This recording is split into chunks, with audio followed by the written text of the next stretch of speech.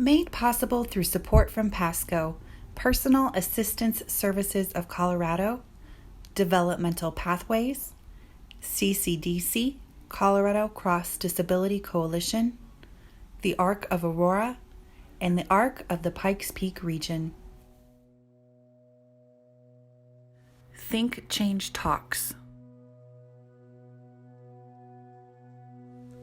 Bias, noun, prejudice in favor of or against one thing, person, or group compared with another, usually in a way considered to be unfair. Breaking the barrier of disability bias, a series of different perspectives. Lloyd. I'm Lloyd Lewis, and my connection to disability started with the birth of my son, Kennedy, in 2003. Kennedy has Down syndrome. We have had challenges along the way, as all parents do, as all kids do with disabilities. And for me, it's a continuing mission and purpose to create the best life for my son and others that we can. Disability bias is non-inclusion, and it's non-support of programs that support people with intellectual disabilities. Prior to my tenure, we had maybe 10 employees with intellectual disabilities. And I think my predecessors felt that it would be disruptive to the overall success of our company, that it would be difficult to do, that it would be costly to do. And, I put it in intentionally as an employment program, and the company has never been more successful. We have tripled revenue, increased by 5-fold funding for our mission to support the ARC chapters, and I attribute half of that success to our employment program for people with intellectual disabilities.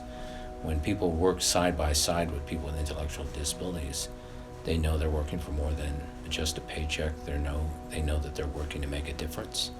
And I think they're inspired by working people with intellectual disabilities. And I think that they really help overall morale in the company. And I would do it at any company, not just the ARC thrift stores. That's one of the first things I did to challenge bias against people with intellectual disabilities. I chair a number of disability boards. I advocate with the legislature, with cabinet members, with other people in political life who can make a difference. I think people need to be aware of who people with intellectual disabilities really are. They need to meet people with intellectual disabilities. They need to employ people with intellectual disabilities. They need to have them in their communities. They need to have them in inclusive classrooms. And, with awareness, with inclusion, that makes a tremendous difference in the lives of people. But with all of the advances that we've made, there is still disability bias. There's an 80% unemployment rate for people with disabilities. 80% of women with disabilities will be abused, 40% multiple times, 40% of men. There's a lack of housing.